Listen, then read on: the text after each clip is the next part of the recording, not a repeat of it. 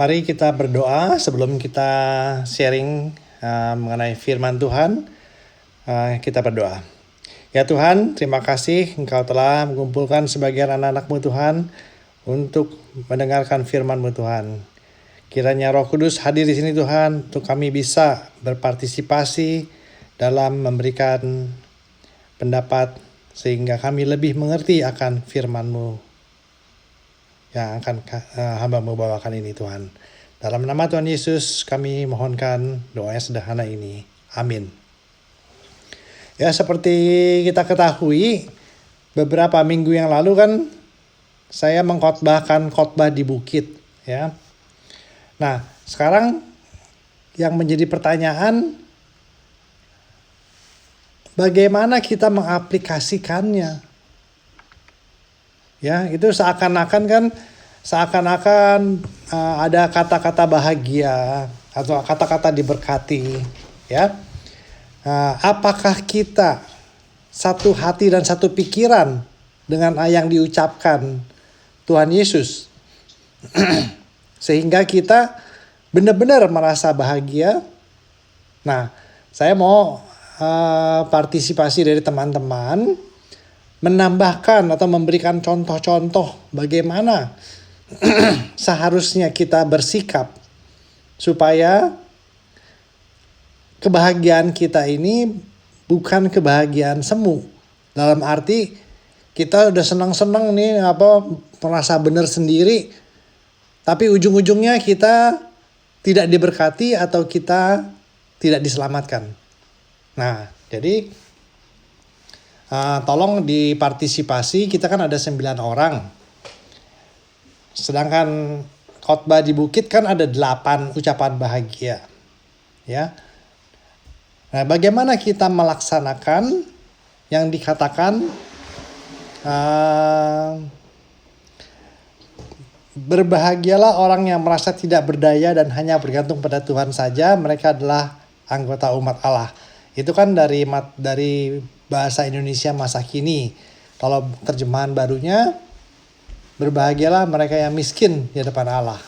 Nah, bagaimana kita bisa mengaplikasikan ini? Atau bagi siapa mereka yang tidak diberkati? Tolong berikan contoh-contohnya deh. Makin banyak contoh makin baik kita memahami khotbah di bukit. Saya nggak nunjuk orang, siapa aja yang mau bicara memberikan contoh, silahkan di unmute dan diberikan contoh. Karena banyak contoh-contoh, kalau kita baca komentari contohnya banyak. It's okay, asal kita mengerti gitu dan kita serk dengan apa yang dicontoh, digambarkan, dijelaskan oleh komentari atau pendapat orang. Ayo silahkan. Nomor 1. Siapa yang mau kasih pendapat? Anneke, ya. Ya, miskin di hadapan Tuhan artinya kita merasa diri kita tak berdaya. Berarti bahwa kita tidak sombong, tidak mengandalkan diri sendiri, tapi mengandalkan Tuhan dalam segala dalam kehidupan kita selalu. Jadi kita nggak boleh egois, nggak boleh merasa pintar sendiri, karena ya Tuhan tidak suka itu, ya. Iya. Lah, kalau menurut saya paling-palingnya begitu, ya, bahwa kita mesti rendah hati di hadapan Dia. Ya. Ada yang mau tambahkan? Ya, bagus Anneke, itu begitu. Jadi salah satunya itu, ya, miskin di hadapan Allah. Cuman kalau ada yang mau tambahkan silahkan. Yes, contoh sebaliknya barangkali orang Farisi yang merasa sombong, kaya rohani, sehingga tidak memerlukan Tuhan, tidak memerlukan keselamatan dari Tuhan, karena bisa mengerjakan keselamatannya sendiri dengan segala ketaatan terhadap hukum-hukum agama. Itu yang the opposite daripada yang miskin tadi ini, yang merasa kaya, merasa hebat. The opposite dari yang miskin tadi. Ya, jadi emang kalau kita belajar tuh kita mesti ada lawannya, ya. Jadi kontrasnya. Jadi apa yang Pak Kiki jelaskan itu benar sekali kontrasnya, karena masa itu zamannya itu Yesus juga mengalami orang-orang Farisi model-model yang merasa rohaninya benar ya, sombong rohani. Ya, jadi oke. Ya, jadi poor in spirit udah jelas sekali bahwa itu adalah sikap ya, karena dengan pengertian yang mendalam kita mempunyai fondasi bagaimana kita bersikap sehingga menentukan apa yang kita lakukan. Ya, jadi penting sekali dalam kekristenan, bukan hanya sekedar iman percaya aja, tetapi kita menyikapinya, meresapinya sehingga tindakan kita sesuai dengan apa yang kita percaya. Yang kedua, berbahagialah orang yang bersedih hati, Allah akan menghibur mereka. Nah, ini lebih gampang. Gimana contohnya? Gampang susah sih. Aplikasinya sehari-hari. Apa yang dimaksud? Dalam konteks memiliki kerajaan sorga, dalam konteks diselamatkan ya.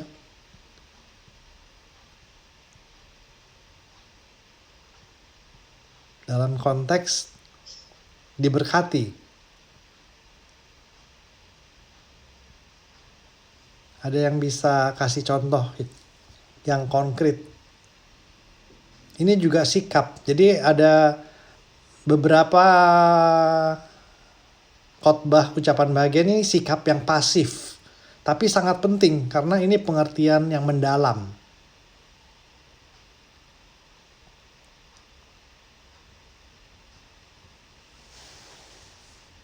Mestinya sih duka cita karena dosa, terutama bukan soal inflasi gitu. Duka cita segala macam.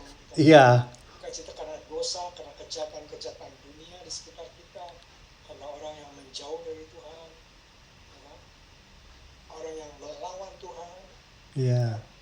Bisa berduka nggak karena hal-hal itu? Ya, berduka karena berdosaan kita ya, kok kita jahat, dosa kita yang menuju kepada pertobatan ya Pak Kiki ya. Jadi bukan hanya bersedih aja tapi tidak menuju pertobatan. Jadi harus ada sikap berduka dan memohon pengampunan sehingga kita akan dihibur. Nah, poinnya di sini kita mesti percaya bahwa dengan kita mengadakan permohonan pengampunan, kita akan dihibur dan diampuni dosa-dosanya. Nah, ini penting karena kalau kita nggak mempunyai sikap seperti itu, kita akan dituduh terus oleh si jahat bahwa kita ini berdosa, kita ini nggak layak, kita ini dimusuhi Tuhan, sehingga malah menjadi tambah depresi ya. Jadi kita mesti ini sikap keberdosaan yang penting yang harus kita dalami dan kita mengerti bahwa Tuhan itu baik dan Tuhan itu mendengar, sehingga kedukaan kita itu menuju kepada pertobatan dan kita mohon pengampunan, dan pengampunan itu akan diberikan Tuhan sampai Dia melupakan ke dosa-dosa kita ya. 3, kita lanjut biar cepat.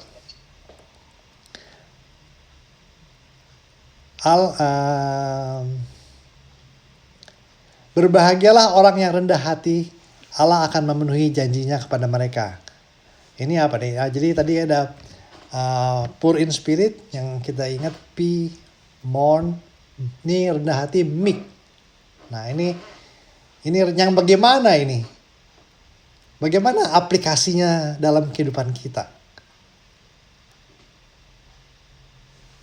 Coba teman-teman bantu supaya kita lebih mengerti. Bukan sekedar ucapan bahagia yang aku tidak merasa tuh. Bukan aku itu. Nah, Bagaimana sifat rendah hati ini? Yang bagaimana sifat rendah hati ini?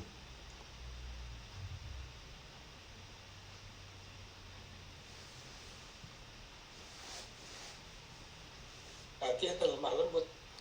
Sama. Konteksnya apa lemah lembut? Kan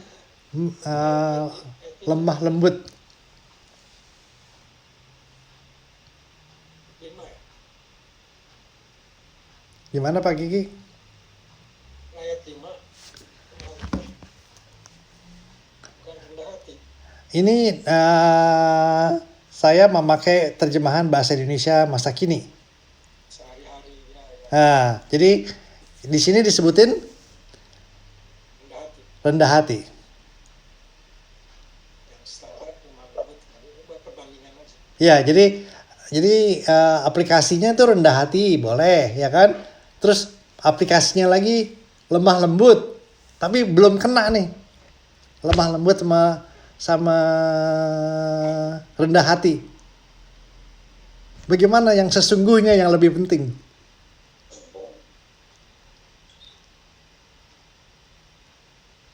Sombong itu lawannya, oke, jelas sombong. Bahasa Inggrisnya ada tuh. Meek. Ini meek ini. Lemah lembut mesti ada. Enggak. Ya, lemah lembut. Yaitu berani sekali dia perjuangkan dengan rendah hati ya. Dia menafsirkan sesuatu di situ sehingga memperjuangkannya dengan rendah hati ya. Ya, salah. Compare Yang rendah hati kan yang pertama itu humble. Ya, Kalau itu lemah lembut. Tapi ya, gimana Len? Terusin Len. Yang memberi dirinya dikuasai oleh Tuhan. Itu orang yang lemah lembut. Nah, ini udah lebih aplikasi nih. Jadi mempunyai sikap dirinya dikuasai oleh Tuhan sehingga ia bersikap lemah lembut. Akibatnya apa kalau kita lemah lembut?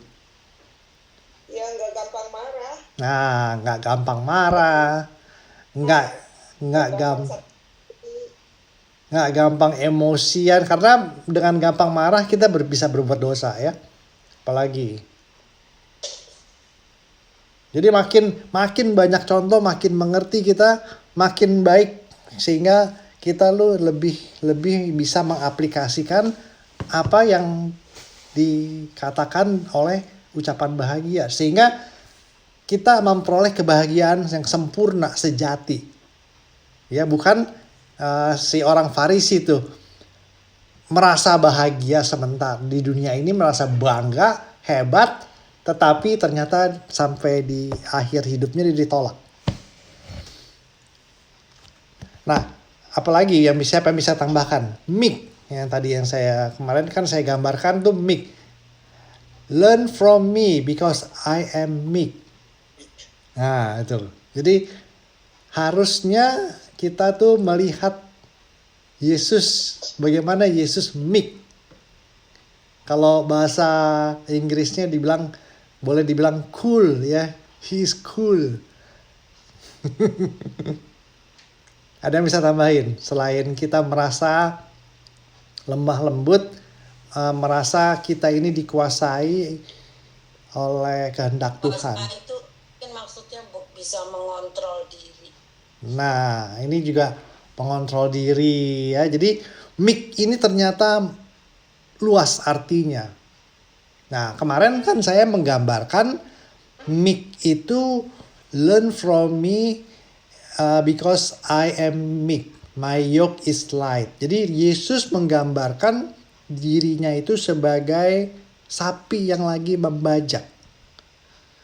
Ya, berarti pengertian meek di sini yang paling saya demen, meek itu kita mempunyai power, tapi kita nggak menggunakan power itu, tapi kita gunakannya hanya untuk tujuan yang baik yang Tuhan kehendaki.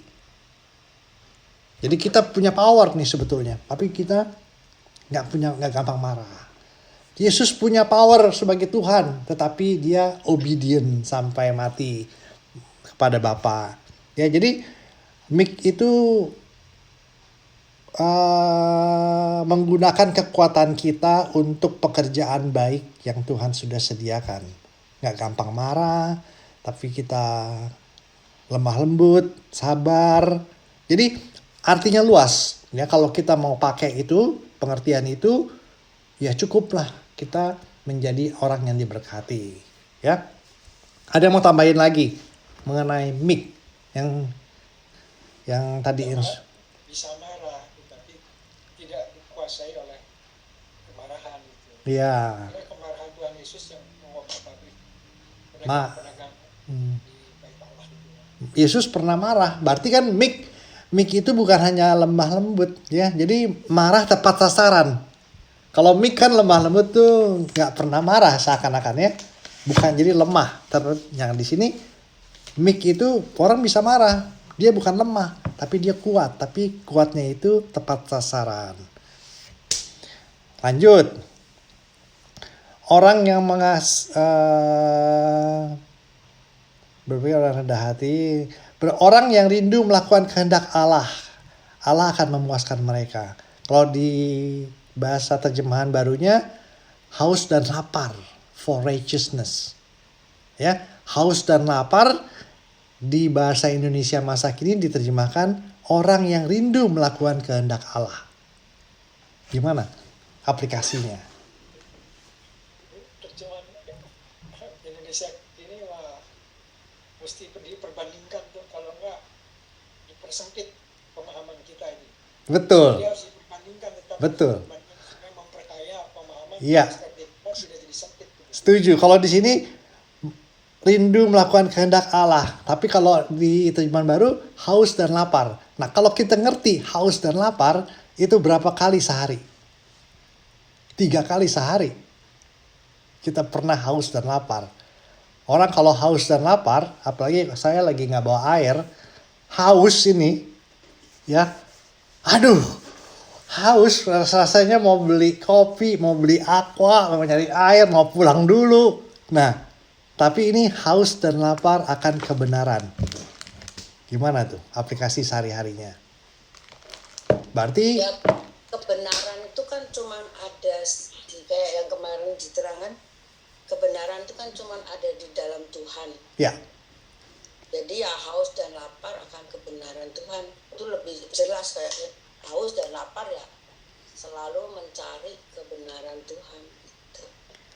dalam arti kan kebenaran ada dalam Yesus, ya. Jadi harus menuju kepada Yesus. I am the way, the truth. Jadi harus kita, konsep kita nih di pikiran kita, haus dan lapar mencari Yesus. Gitu. Sebagai personal. Jadi bukan Jangan hanya konsep-konsep teologi dan filsafat. betul. Haus dan lapar kepada teori gitu, ya. Itu salah lagi gitu, ya. Haus dan lapar dalam mencari Yesus. Itu yang paling tepat ya Pak Kiki, ya. Ya, jadi dan setiap hari sehari 3 kali minimal. Iya, nggak, jadi makanan, jadi harus memakan firman Tuhan sehari 3 kali minimal, pagi, siang, sore, sebelum tidur, supper. Ya, jadi itu aplikasinya. Jadi kalau kita bahas sebetulnya jadi kaya kita, ya, mengerti dengan jelas. Nah, sekarang berbahagialah orang yang murni hatinya, mereka akan mengenal Allah. Nah, ini murni hatinya, ini pure in heart. Ya, berarti aplikasinya gimana? Nah, aplikasinya. Terus ada lawannya supaya lebih jelas lagi. Siapa yang mau kasih contoh lawannya?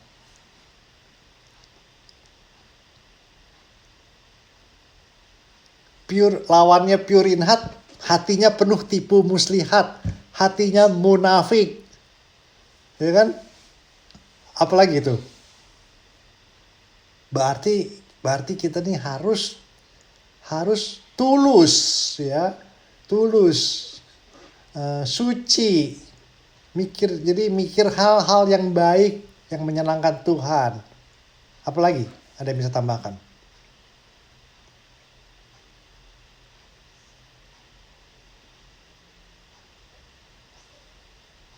Nick, apa Nick?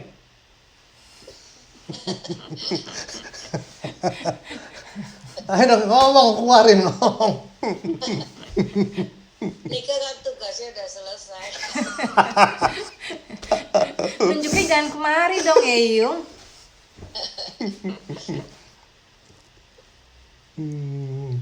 Yus, kasih pendapat Yus. Belum ngomong dari tadi. Mau dengar suara kamu. Iya,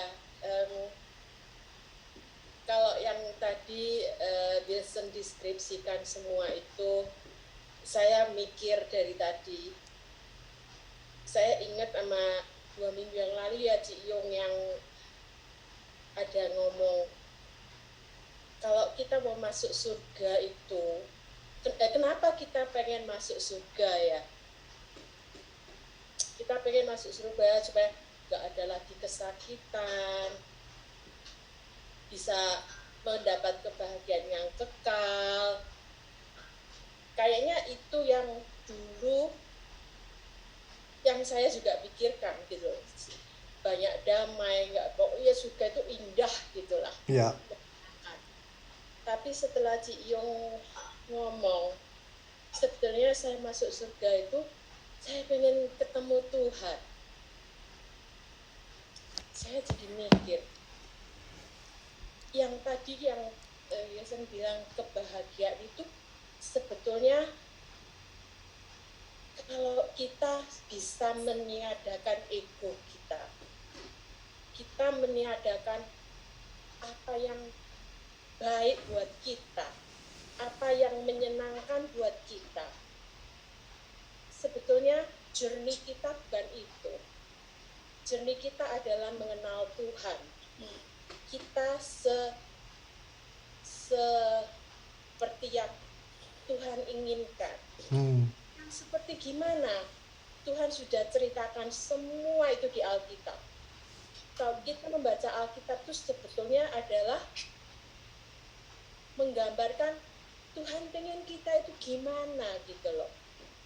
Jadi yang nanti akan dibicarakan 1 sama 9 itu semua akan sama, yaitu kita hilangkan kita punya ego, kita hilangkan semua yang kita inginkan, kita cari Tuhan, kita berusaha dalam setiap proses journey kita di dunia ini sama seperti yang Tuhan inginkan. Itu. Jadi terima kasih banget karena itu statement itu benar-benar merubah persepsi saya sekarang. Mau apa ke surga itu? Mau jadi apa kita ini selama ini setiap minggu ke gereja kita bersekutu apa? Kita ingin mencari figur Tuhan. Iya. Gitu.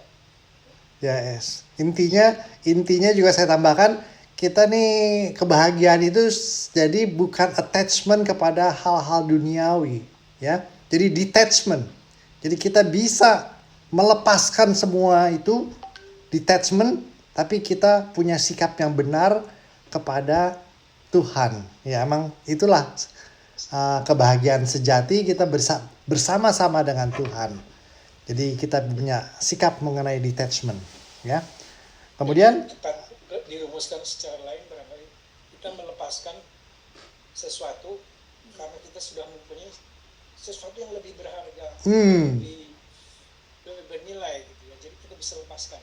Kecuali kalau dunia ini kita anggap lebih bernilai, ya kita Yesusnya Pegangin. pegang gitu ya. Iya. Percaya aja gitu. Paling bisa dirumuskan secara Thank you Pak Kiki.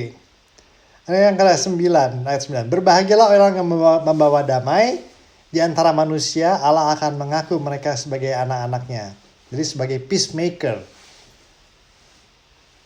Ya, peacemaker di sini sebetulnya ini sempit nih kalau dibilang yang membawa damai di antara manusia aja. Ya, kita harus peacemaker itu kita juga harus membawa damai antara manusia dengan Tuhan.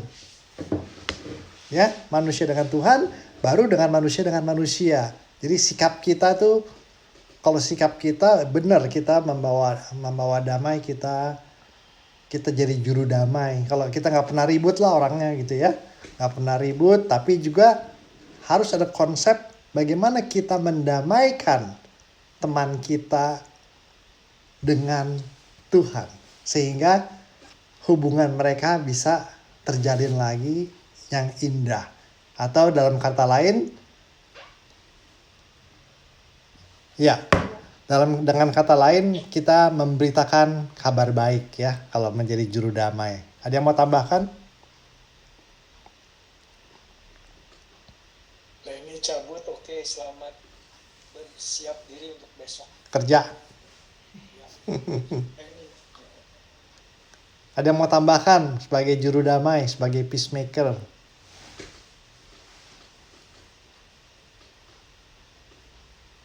Lanjut ya. Nah, Kiki lagi deh, kenapa? Pak Kiki lagi lebih Nah, mantap. Pak Kiki, ya betul. ya, ini tadi kan damai dengan manusia dan Tuhan. Kan? Kalau mendamaikan manusia aja belum berkonflik, harus dengan Tuhan juga, jadi lebih konflik.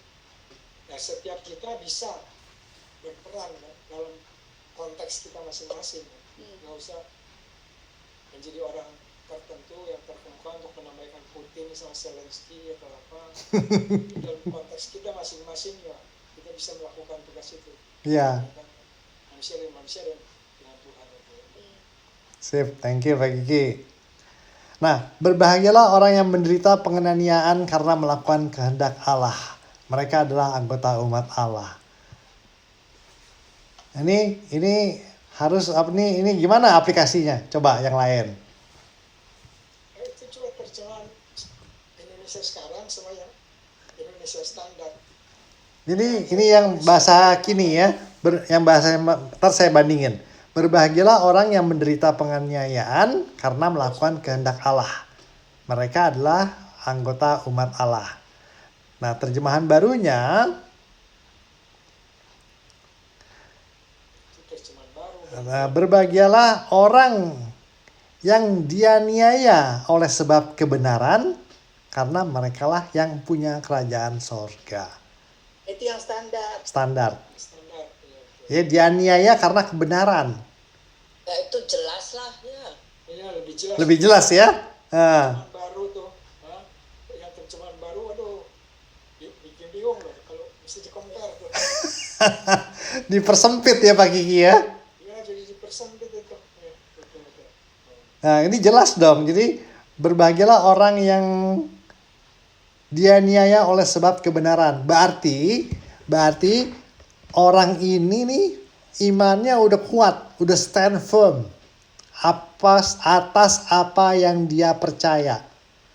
Ya, yang kalau kemarin saya khotbahin, saya kasih contoh sih Martin Luther. Ya, atau banyak tokoh-tokoh lain yang stand firm.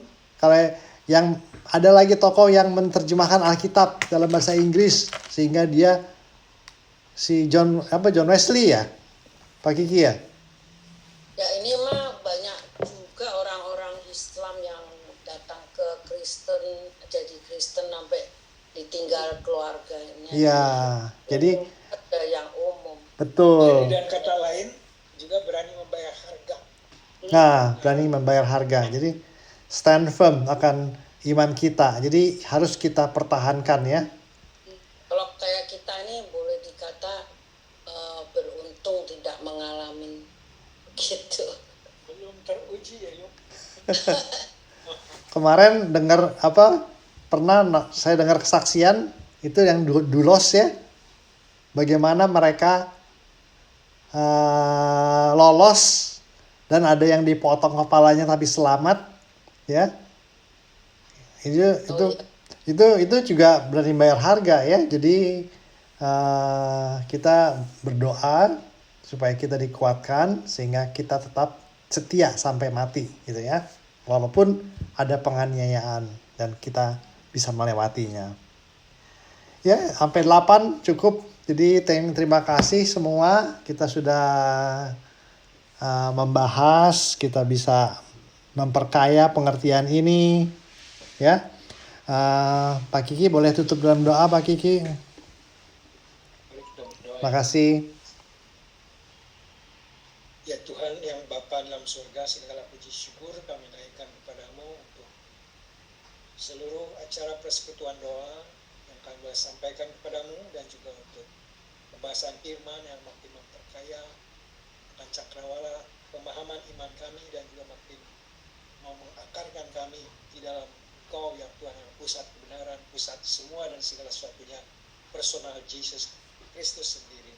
Terima kasih supaya hubungan ini tetap kami jaga ya Tuhan, dalam kehangatan, kemesraan, dan hubungan dengan Engkau setiap hari, bahkan setiap menit dan setiap jam ya Tuhan. Kami dalam persekutuan yang indah dengan Engkau, sehingga kami ya Tuhan dapat mempunyai kekuatan untuk melepaskan segala yang duniawi, segala hal-hal yang sementara, dan kami berpegang pada yang kekal, yaitu Engkau sendiri. Terima kasih ya Tuhan.